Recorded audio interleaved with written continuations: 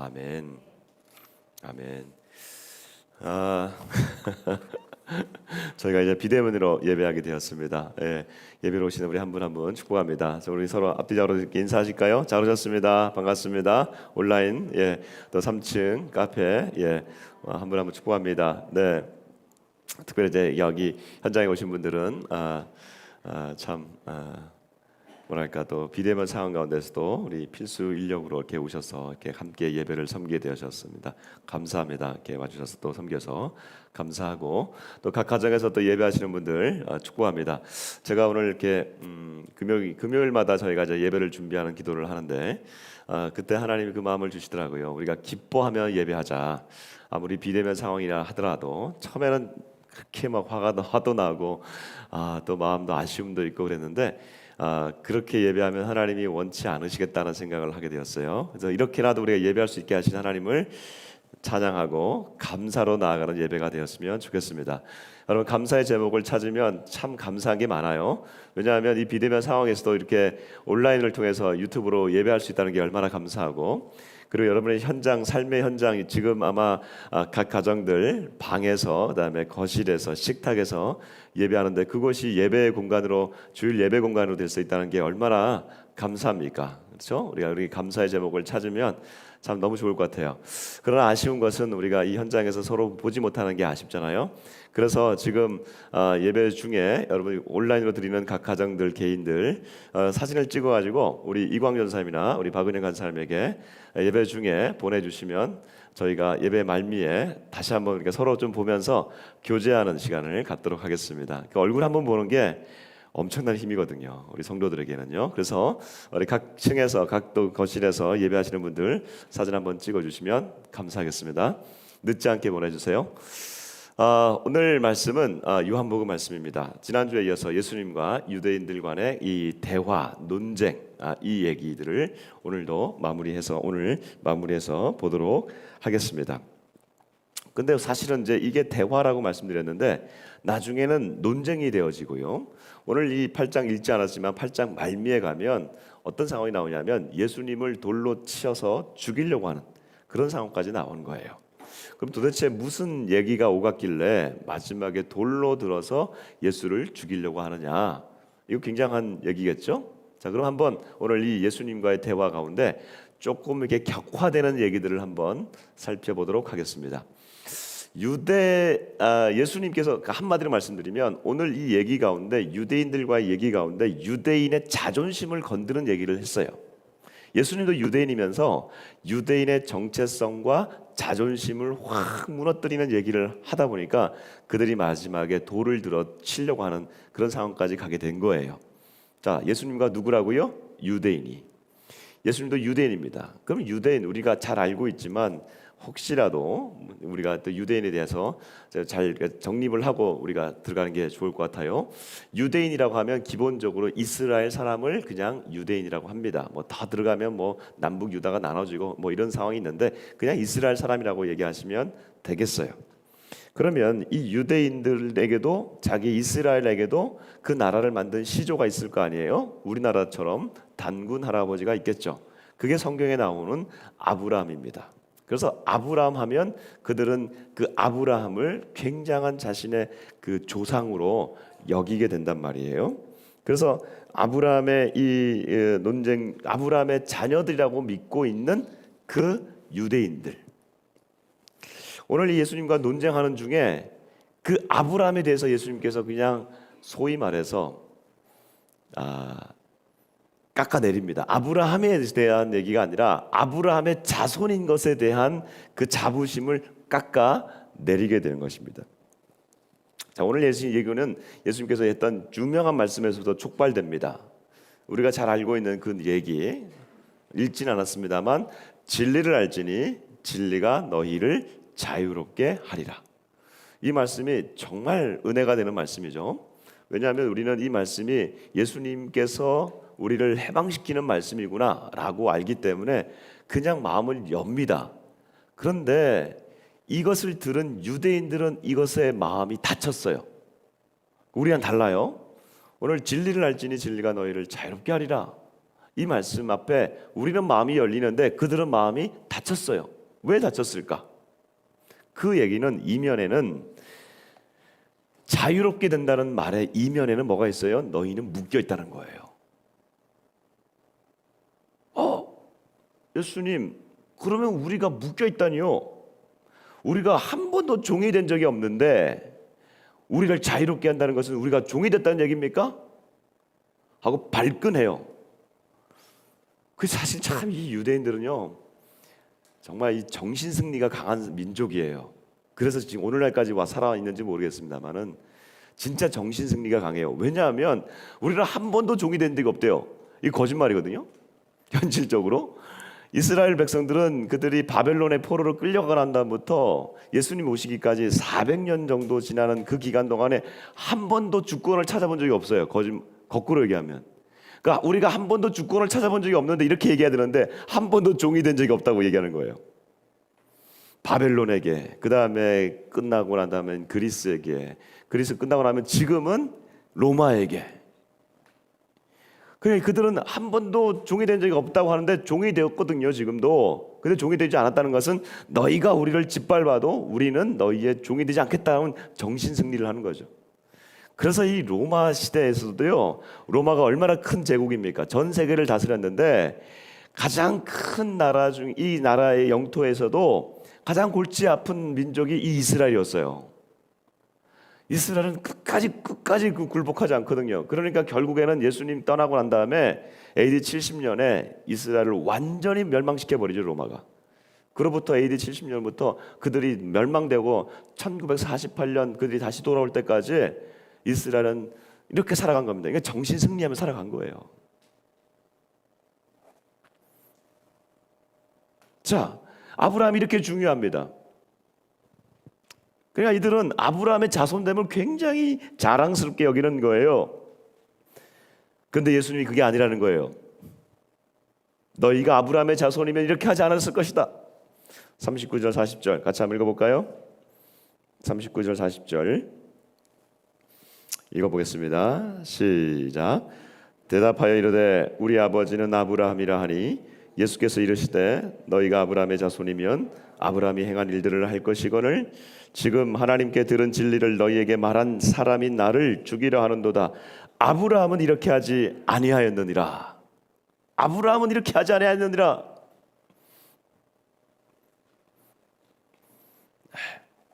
아브라함의 자손인 걸 굉장히 지금 자랑스럽게 여기는데 아니야, 아브라함은 그렇게 하지 않았어. 너희는 아브라함의 자손이 아니야. 자, 아브라함을 이 사람이 예수님이 어떻게 봤는지 모르고 뭐 그냥 그렇게 하지만 넘어가겠습니다. 그냥 넘어가면서 아브라함이 이렇게 하지 않았어? 아브라함의 자손이 아니야? 그러니까 유대인이 발끈하면서 그러면 우리는 아브라함의 자손보다 더 큰 아버지를 우리가 가지고 있어. 그 아버지가 누구냐면 하늘 아버지야. 우리의 아버지는 하늘 아버지시다. 그렇게 곧바로 올라갑니다. 하늘 아버지로 들어갑니다. 그랬더니 예수님께서 이제 옳거니 하면서 걸려들었다 하면서 예수님께 또다시 그 너희가 하늘 아버지의 자손이 아니라는 것을 내가 말해주겠어 하는 것이 42절입니다. 42절 같이 한번 읽어볼까요? 또 읽겠습니다. 시작. 예수께서 이르시되 하나님이 너희 아버지였으면 너희가 나를 사랑하였으니 이는 내가 하나님께로부터 나와서 왔음이라. 나는 스스로 온 것이 아니요 아버지께서 나를 보내신 것이니라. 아멘.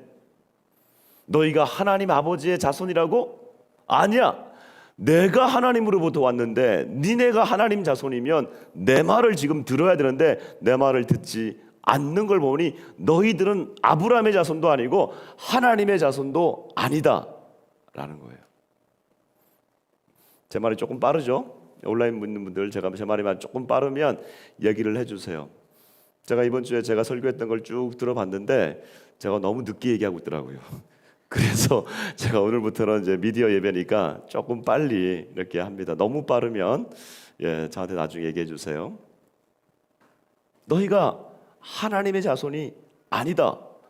자, 여러분 그러면 아브라함의 자손도 아니고 하나님의 자손도 아니면 도대체 누구의 자손입니까? 내가 너희들에게 너희의 정체를 알려줄게. 충격적인 얘기를 합니다. 너희는 마귀의 자녀니라. 야, 이게 유대인들에게는요, 이게 얼마나 큰 충격이었을까.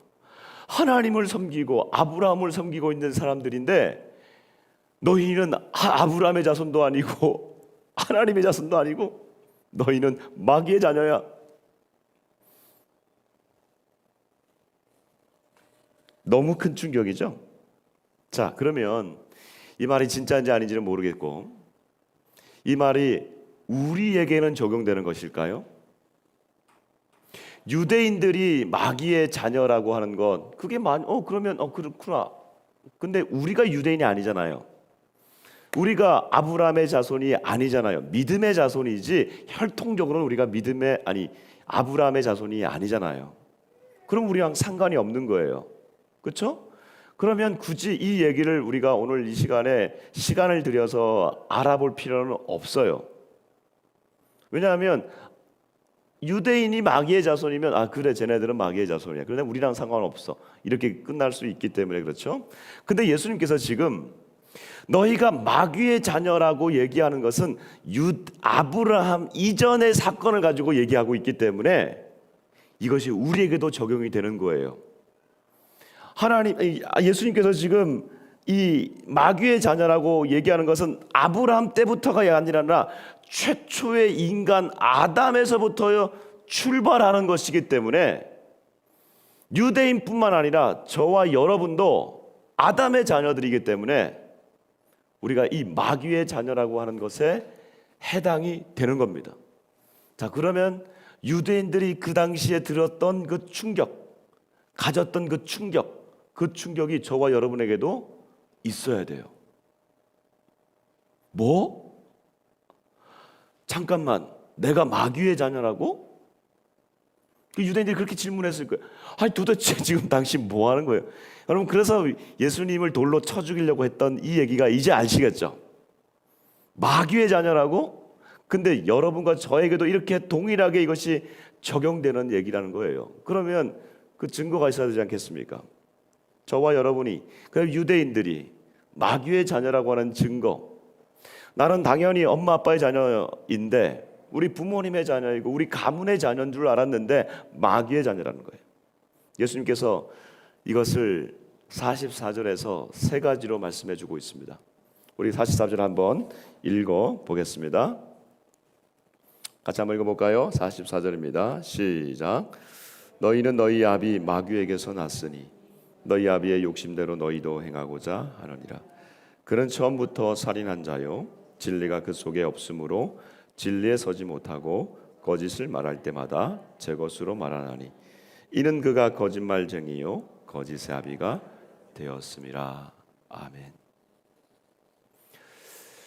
이 44절에 마귀의 자녀인 것, 마귀에 대해서 얘기해주고 우리가 마귀의 자녀인 증거들을 우리 같이 한번 생각해 봅시다.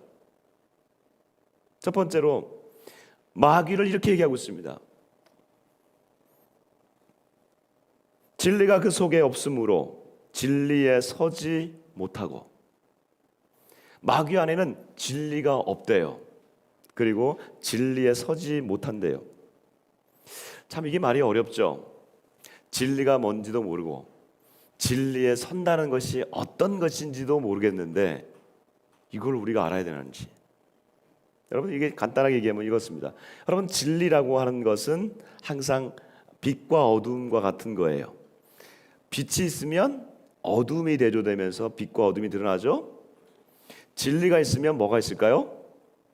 거짓이 있겠죠. 이 진리는 거짓과 반대되는 개념이에요. 진리를 파괴하는 것이 거짓이에요. 그럼 진리는 무엇으로 구성되어 있을까? 진리는 기본적으로 사실과 사실에 근거한 진실에 기반합니다. 진리는 기본적으로 사실이에요. 팩트예요. 팩트로부터 시작해요. 그래서 우리 인간은 이 사실에 기초한 것을 추구하려고 하는 게 있어요. 그게 바로 정의감이에요. 정의라고 하는 것은 이 진리, 이 진실 추구가 있어요. 사실을 사실대로 얘기해야 되는 거예요. 사실을 왜곡하고 그를 감춤으로써 진실을, 사실을 묻으려고 하는 노력을 해요. 그래서 법적으로 그것을 우리는 그 방지를 하려고 하죠. 그게 누구들이에요? 사법부예요. 검사들이에요. 경찰들이에요. 경찰은 기본적으로 사건을 조사합니다. 그리고 검찰에 넘기면 검찰들이 그걸 가지고 조서를 쓰죠. 요즘은 이제 뭐 검경 수사 조정권이 있어가지고 뭐 어떻게 되고 있는지 모르겠습니다. 하여튼 그들이 그걸 하는 거예요. 사실을 정확하게 얘기하는 거예요. 너 언제 몇 월 며칠 몇 시에 몇 월 며칠 몇 시에 어디서 뭐 했지? 누구를 때렸지? 누구를 죽였지? 누구를 폭행했지? 다 사실대로 적는 거예요. 이게 사회적 구조를 만들어가는 거죠. 정의로운 사회를 만드는 것은 이 사실과 그것에 근거한 진실이에요. 자, 우리 자신 한번 살펴봅시다. 우리 자신도 살펴보면은 이런 사실을 추구합니다. 사실에 대해서 알고 싶어 합니다. 그리고 진실이 뭐야? 진실에 대한 얘기들을 계속해서 합니다. 그런데 그 진실은 누구에게 향하는 진실이에요? 타인에게 향하는 진실이에요. 저 사람이 도대체 진실을 얘기하고 있는 것인가? 사실을 얘기하고 있는 것인가? 남에 대해서는 사실을 얘기하고 남에 대해서는 진실을 추구하고 싶은 공동체 안에 그런 이 사회 전체의 정의감이 충만해요. 그러나 그 사실이 내 안으로 들어오면 여러분, 내 안에서는 내가 그 사실을 감추고 싶을 때가 있지 않습니까? 왜? 이것이 만일에 사실이 사실대로 드러나고 그것이 진실이 그대로 드러나면 나에게 불이익이 올 수가 있으니까. 남에 대해서는 그렇게 진실을 얘기하고 사실에 대해서 그렇게 알기를 원하는데 정작 그것이 내 안에 들어왔을 때는 그것을 수정하고 싶고 바꾸고 싶고 약간만 수정해도 말을 잠깐만 바꿔도 내게 이익이 되는 그러한 방향으로 간다는 거예요. 그래서 이 면에서 사실과 진실의 면에서 우리는 마귀의 자녀가 맞습니다. 그러나 또한 진실과 관련되어서 우리가 단순히 마귀의 자녀인 것에는 더 깊은 차원으로 들어가야 돼요. 왜냐하면 진리라고 하는 것은 사실과 진실로만 구성되어 있지 않습니다. 진리는 물론 사실과 관련되어 있어요. 태초에 하나님이 천지를 창조하시니라. 하나님이 천지를 창조하셨다고 하니까 이 진리잖아요. 그러면 우리는 이것이 사실입니다. 이 사실을 알기 위해서 과학자들은 과학을 통해서 하나님이 어떻게 창조하셨는지를 연구하는 거예요. 그래서 우리는 뭐 천지 창조학회? 아니지. 창조과학회? 이런 형태를 만들어서 과학자들이 하나님의 창조를 어떻게 하면 이 과학적으로 사실로 설명해낼까 연구하는 것이죠. 그러나 만일에 아직까지 밝혀지지 않은 사실들이 있어요. 창조가 분명히 하나님의 사실인데 이것이 아직까지 밝혀지지 않았어요. 드러나지 않았어요. 그러면 하나님이 천지를 창조하시니라 이 진리가 우리를 그 진리를 믿는 것을 우리가 유보해야 될까요? 아니야, 아직까지 드러나지 않았으니까 우리는 믿지 못해라고 기다려야 되는 것일까요? 그러면 그것은 진리가 아닌 것일까요? 여러분, 진리는요, 이처럼 사실과 진실을 넘어서는 무언가가 있습니다. 물론 진리는 사실과 진실을 다 알지 못하지만 다음과 같은 것을 믿는 거예요. 잘 들어보세요.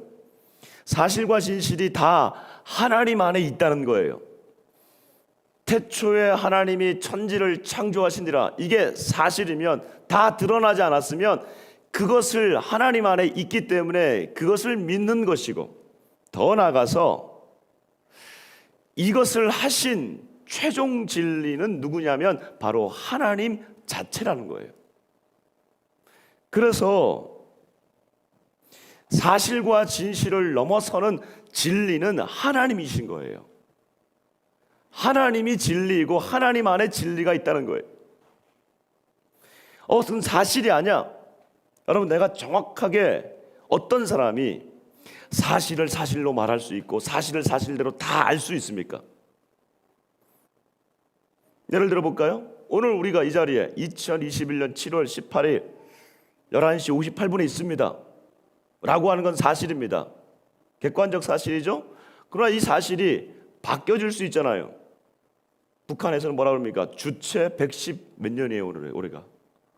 우리가 어디에다가 기준을 정하느냐에 따라서 사실은 다 달라지는 거예요. 그리고 이 사실을 인지할 수 있게 하신 이가, 시간과 공간을 창조하신 이가 하나님이신 거예요. 우리는 그 안에서 사실을 받아들이고 내가 객관적이다라고 말하지만 그렇게 그것을 받아들일 수 있게 하신 분이 바로 하나님이신 거예요.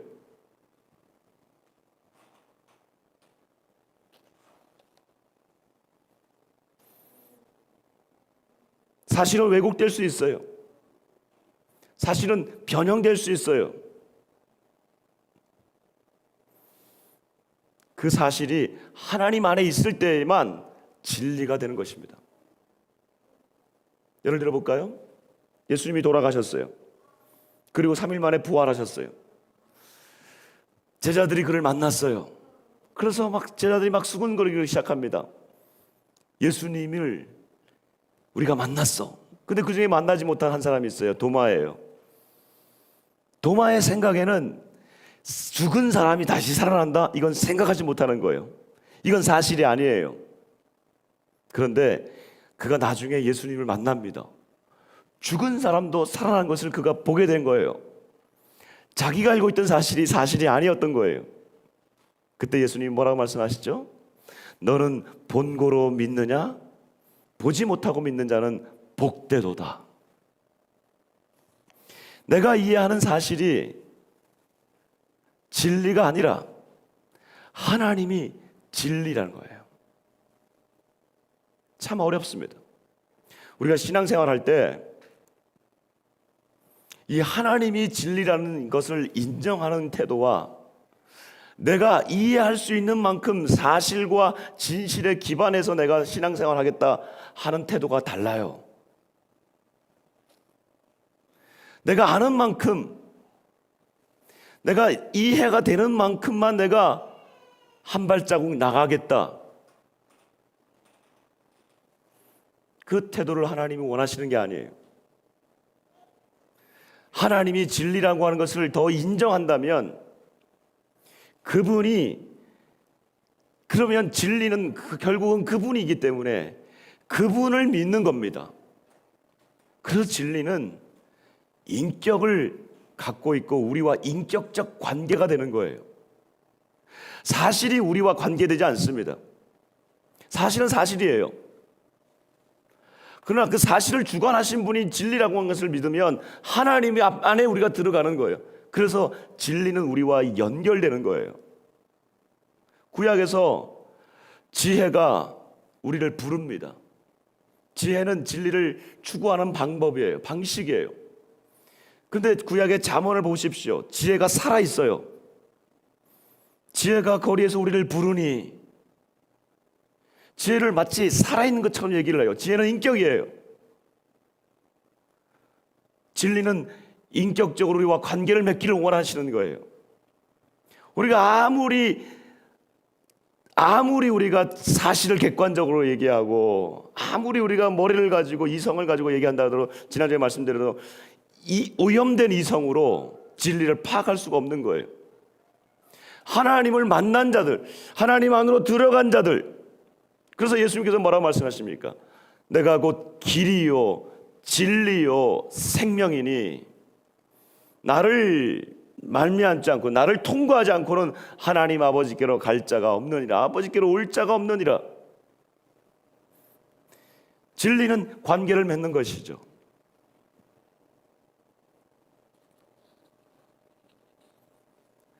우리가 마귀의 자녀라고 하는 증거, 진리를 두려워하는 하고 진리 안으로 들어가지 않으려고 한다는 거예요. 두 번째, 우리가 마귀의 자녀의 증거인 것.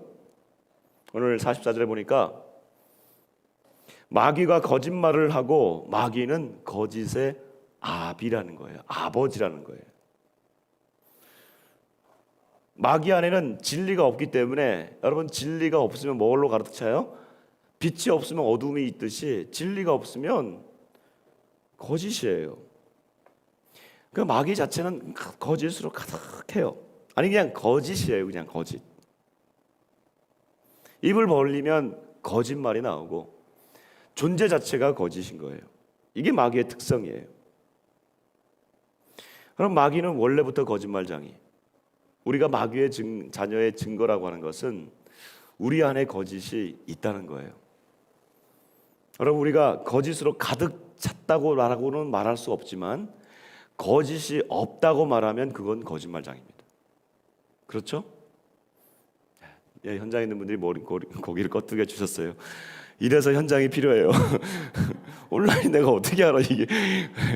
한번 고기를 끄덕여 보세요, 여러분. 예. 우리가 거짓이 없다고 하는 것이 거짓말장이죠. 이렇게 순수한 아이들, 영혼을 순수한 영혼을 가지고 태어나는 우리 아이들, 이 아이들이 말을 시작하고 자기의 의사를 표현하면서부터 배우는 게 거짓말이에요. 그렇죠? 애들 얼마나 거짓말하는지. 이건 때려도 안 되고요. 이건 때려야 돼요. 체벌을 못하게 하는데, 이건 거짓에 대해서는 보응이 있어야 돼요. 이 아이들이 거짓말을 해요. 자기가 분명히 먹어놓고 안 먹었대요. 자기가 해놓고 제가 했대요. 이 순수하고 이 맑은 영혼을 갖고 있는 이 아이들이 거짓말을 해요. 이 아이들이 거짓말을 하면, 다른 말로 하면 저와 여러분은 얼마나 더 큰 거짓말을 갖고 있습니까? 거짓말 덩어리예요. 요한계시록의 마지막에 보면 마지막 최종 심판이 나와요. 이 유황과 불못에 던져지는, 지옥불에 던져지는 21장에 최종적으로 심판의 대상들이 나오는데, 거기서는 우상 숭배자, 음행한 자, 그다음에 믿지 않는 자. 근데 마지막 목록에 보면 거짓말하는 자들이 불과 유황으로 타는 못에 던져지리니 이는 둘째 사망이니라. 왜? 살인자 뭐 이런 것 거기 뭐 나올 수 있는데 살인자와 동급이에요. 이게 거짓말하는 자들이 던져진다는 거예요. 왜? 이것은 기본적으로 이들이 마귀의 자녀이라는 것을 얘기하는 거예요. 여러분, 우리가 사람을 죽이지 않지만 거짓이 사람을 죽입니다. 오늘 44절에 보면 좀 이해 안 가는 말씀이 나와요. 그는 처음부터 살인한 자요라는 말이 나옵니다. 마귀에 대해서 처음부터 살인했대요. 성경에 한번 찾아보십시오. 마귀가 사람을 죽인 적이 있는지. 처음부터 살인한 자라고 얘기하고 있어요. 도대체 마귀가 사람을 죽여? 그가 무엇으로 죽였다는 거예요? 거짓으로 죽였다는 거예요. 아담과 하와에게 절대로 따먹지 말라고 했던 선악을 알게 하는 그 열매를 어떻게 했습니까? 그것을 먹는 날에 너가 정령 죽으리라 말씀하셨던 그 하나님의 말씀을 뱀으로 들어온 이 마귀는 어떻게 바꿨습니까? 그것을 따먹어도 너희는 죽지 않고 내 눈이 밝아져서 하나님과 같이 되리라. 거짓을 넣어줬어요. 여러분, 거짓은요 권능이 있어요. 우리가 예수님을 믿고 하나님을 믿는 것처럼 거짓도 믿음이 가요. 이것도 신앙 체계예요. 거짓도 믿는 거예요. 우리가 하나님의 앞에서 신앙이 자라가듯이 거짓도 발전합니다. 거짓말하는 사람들 보세요. 사기꾼들. 그 사기꾼들이 계속 커지죠. 제가 예전에 한 사기꾼을 만난 적이 있는데 이 사기꾼인 줄 몰랐어요. 늘 목회자니까 제가 이제 축복 기도를 해주잖아요. 저는 아주 독특한 경험을 했는데 제가 그 형제의 어깨에 손을 얹고 축복 기도를 하는데 정말 뭐 이런 얘기 해주려고 하면 좀 그렇지만 깜깜해요. 이 마음이 가거든요. 목회자가 기도를 하면 손을 얹고 기도하는데 깜깜하고 아무런 반응이 없어요. 아무런 게 없어요. 알고 봤더니 나중에 그게 사기꾼이었어요.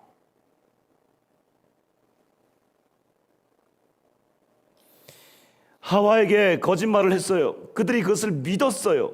하나님을 믿어야 되는데 그 거짓을 믿어버렸어요.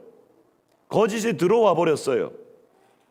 그럼 그 거짓으로 인해서 마귀는 뭘 했냐면 살인을 한 거예요. 우리 인간을 하나님과 분리시켰고요. 그래서 영적인 죽음이 우리 안에 들어왔고 육적인 죽음이 그 이후로 들어온 거예요. 너는 흙이니 흙으로 돌아갈지니라. 죽음이 우리 안에 들어오게 된 거예요. 그러므로 거짓은 마귀의 죽음의 살인의 도구예요. 거짓으로 사람들을 죽이는 거예요. 천국은 없다. 지옥은 없다. 쾌락을 이 세대밖에 없으니까 너희가 쾌락을 가지고 살아라. 여러분, 거짓에 속여서 거짓을 믿고 거짓의 믿음의 체계를 계속해서 살아가다 보면 마지막에 떨어지는 곳이 어딥니까? 불과 유황못이에요. 아무런 그 내용이 없어요. 그래서 사람은 죽이는 겁니다. 마귀의 무기는요, 강력한 무기는 거짓이에요. 하나님으로부터 떨어져 나오게 하는 그 거짓된 그 거짓말, 거짓된 신념의 체계. 이단을 보십시오. 이단들 보시면요, 그 거짓이 얼마나 교묘한지, 그 거짓에서 빠져나온 사람들을 보시면요, 마치 이 영혼에 큰 구멍이 생겼어요. 상처가 있어요. 그 치유는요, 세상이 못해요. 정신병이 못해요. 오직 다시 진리 되신 예수님을 만나는 수밖에 없어요. 인격적인 만남밖에 없어요. 그러므로 하나님이 기뻐하시는 것은 무엇이냐? 이 거짓을 드러내는 거예요. 마귀의 자녀로서 내가 빠져나오려고 하는 것은 내가 아무리 소리를 치고 아무리 내가 이렇게 힘을 발휘해서 내가 빠져나와야겠다라고 하는 그 의지마저도 마귀에게 잡혀있기 때문에 그 마귀의 그 거짓말을 내가 이겨낼 수가 없어요. 어떻게 이겨내느냐? 거짓을 거짓으로 드러내는 거예요. 그게 강한 힘이 있어요. 마귀는 거짓의 올무를 가지고 우리를 잡아매고 그 거짓을 하기 위해서 또 거짓을 하고 또 거짓말을 하는데 어느 순간에 이것이 거짓이고 이것이 능력이 없다는 것을 내가 놔버리는 거예요. 더 이상 잡지 않는 거예요. 놔버리는 거예요. 죄를 시인하는 거예요. 거짓을 시인하는 거예요. 그게 회개입니다. 내가 더 이상 이것을 하지 않겠다는 결단이에요. 개인이 이 결단을 하면 하나님이 너무 기뻐하세요. 내가 마귀의 자녀입니다. 내가 이것에 속아 살아왔습니다. 이걸 하시면 하나님이 너무 기뻐하세요. 그때부터 거짓이라고 하는 어둠이 물러가고 빛이 들어와요. 공동체가 이 일을 하면 하나님 더 기뻐하세요. 여러분, 개인은 은밀한 곳에서 하나님께 얘기할 수 있어요. 나 공동체는 그렇게 할 수 있을까요? 공동체는 은밀하지 않아요. 공동이에요. 공적이에요. 나 공동체 안에도 은밀한 죄들이 있어요. 그리고 거짓이 있을 수 있어요. 그럴 때마다 어떻게 해야 돼요? 드러내는 것을 두려워해서는 안 돼요. 돌을 맞을 수도 있고 그것 때문에 누군가가 불이익을 당할 수 있어요. 리더가 불이익을 당할 수 있어요. 그럼에도 불구하고 우리는 용기를 내야 돼요. 병이 걸렸는데 병이 아니라고 숨길만 숨길수록 그 병은 커지는 거예요. 우리 가정에 있는 가정 공동체 안에 있는 그 병을 드러내야 돼요. 거짓을 드러낼 수 있으면 드러내셔야 돼요. 믿음의 공동체가 그러한 거짓이 있으면 드러내야 돼요. 그리고 하나님 앞에 올려드려야 돼요. 더 이상 이런 방식 하지 않겠습니다. 그럼 하나님이 기뻐하시고요, 개인에게는 회복을 주시고 공동체에는 부흥을 주세요. 진정한 부흥을 우리가 원한다면 죄의 고백과 잘못들을 하나님 앞에 올려드리는 것이죠. 세 번째로 우리가 마귀의 자녀라고 하는 증거, 오늘 보니까 너희 아비의 욕심대로 너희도 행하고자 하는도다. 욕심이에요. 너희 아비는 마귀인데 그의 욕심으로 행한다는 것, 욕심을 가지고 탐심을 가지고 행한다는 것. 여러분, 이것도 마찬가지입니다. 저와 여러분이 거짓이 없다고 말하면 거짓일 테고, 욕심이 없다고 말하면 욕심으로 가득 찬 인생이다라고 말할 수는 없지만, 욕심이 없다고 말하면 그것도 거짓일 거예요. 가진 것을 움켜잡고 더 가지고 싶은 욕심, 내어놓지 않는 욕심. 전 세계를 지금 보면 백신도 보면 백신을 갖고 있는 나라들이 더 갖고 있잖아요. 안 내놓잖아요. 가난한 나라들은 죽어가고 있는데 안 내놔요. 1차, 2차 다 맞은 나라들이 또 3차까지 더 맞겠다고 불안하다고 내놓지를 못해요. 여러분, 사람마다 욕심의 크기가 달라요. 이건 하나님 주신 어떤 그런 본성 같기도 하고 죄성 같기도 하고,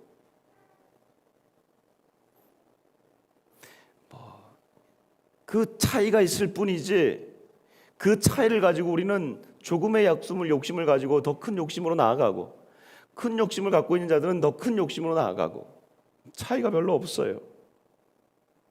자, 세 번째는 그냥 넘어가겠습니다. 첫 번째, 두 번째, 세 번째, 우리가 다 마귀의 자녀라는 것이었어요. 그러면 이 얘기를 들으면 이 마귀의 자녀에서 우리가 어떻게 벗어날 것인가? 우선 우리가 인정해야 될 것입니다. 저와 여러분이 마귀의 자녀였던 것을 인정해야 됩니다. 오늘 이 예배로 들어오시는 분들이 마귀의 자녀는 아닙니다. 마귀의 자녀였던 것입니다. 그러나 아직도 내가 마귀의 자녀였던 것, 마귀의 자녀인 것을 모른다면 마귀의 자녀인 거예요. 이건 사실이에요. 내가 부정한다고 해가지고 부정당하지 않는 거예요. 그 사실이 변하지 않는 거예요. 병이 나으려면 병을 인정하듯이 내가 마귀의 자녀였던 것, 그리고 내가 지금 여전히 마귀의 자녀인 것을 인정하고 돌아서야 됩니다. 마귀의 권능이 엄청나다고 했잖아요. 이 마귀의 권능이, 이 죄의 권능이 얼마나 큰지요. 죄의 권능은 무엇과 연결되냐면 죽음의 권능을 갖고 있습니다. 마귀가 거짓으로 우리를 살인했다고 했지 않습니까?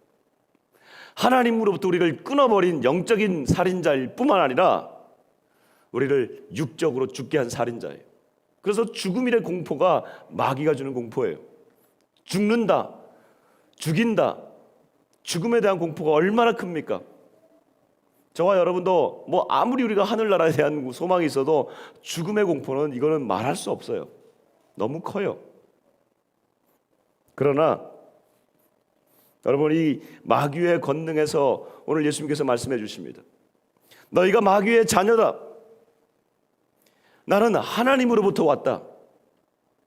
나는 하나님으로부터 와서 하나님에 대한 진리를 얘기함으로 진리를 믿을 때에 진리가 너희를 자유롭게 하는 것이다. 진리를 알지니 진리가 너희를 자유롭게 하리라. 예수님의 권능이 너무나 큽니다. 저와 여러분을 이 죽음의 권능에서부터 살려주시는 이 권능을 우리 예수님께서 가지고 있다는 거예요. 여러분, 본질을 알아야 돼요. 우리가 본질을 알게 되면 두려워하지 않아요. 근데 우리 인간의 본질을 알지 못하니까 두려운 거예요. 본질을 알려고만 하는데 그 두려움은 점점 커지는데 해결하지 못해요. 오늘 예수님께서 너무나 명확하게 얘기해 주십니다. 너희는 마귀의 자녀다. 우리가 마귀의 자녀인 것을 알게 되면 병을 알게 되는 것이고, 이 마귀의 권능에서부터 빠져나올 수 있는 해결책을 우리에게 주시는 거예요. 여러분, 마귀라고 하면 두렵기도 하고 무섭기도 하고 무슨 여름의 귀신 남양 특집같이 두려운 어떤 존재로 우리가 여겨져요. 그게 아니에요. 두려움은 최종적인 것이고 마귀는 우리의 삶 깊은 곳에 저녁에 우리를 붙들고 있다는 것이에요. 본질을 알 때에 우리는 두렵지 않습니다. 마귀가 주는 거짓말을 우리가 승리할 수 있습니다. 그 두려움을 가지고 우리를 계속해서 공략합니다. 내가 너를 죽여버릴 거야. 꿈으로 우리를 공략합니다. 나쁜 생각으로 우리를 공략합니다. 병으로 너는 죽을 병에 걸릴 거야. 공략합니다. 나 그것이 마귀의 권능인 것을 알고 더 큰 권능, 이 마귀의 권능을 이길 수 있는, 능히 이길 수 있는 우리 예수님을 믿게 되는 것이죠.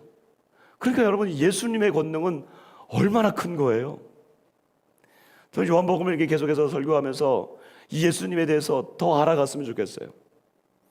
이 예수님의 권능이 얼마나 큰 것인지, 예수 그리스도의 위엄과 능력이 얼마나 큰 것인지 대비될 때 그것이 드러나잖아요. 빛이 어둠이 있을 때 드러나듯이 마귀의 권능보다 우리가 믿고 계신, 우리가 이 받아들인 예수님의 권능이 얼마나 큰지, 풍성한지를 점점 알아가는 것이죠. 여러분, 우리가 마귀에게 집중하면 마귀의 거짓말이 우리를 사로잡습니다. 그러나 우리의 눈을 들어서 마귀가 아니라 우리를 구원해 주신 그 예수님에게 집중하게 되면 빛이 커지면 어둠은 물러간다고 말씀드렸잖아요. 진리가 커지면 진리를 계속해서 우리가 탐구하고 진리에 대해서 계속해서 알아가기를 원하고 예수 그리스도를 우리가 계속해서 따라가기를 원하면 마귀의 권능은 아무것도 아닌 줄 믿습니다. 정말 아무것도 아니에요. 한순간 우리를 붙잡을 수는 있어요.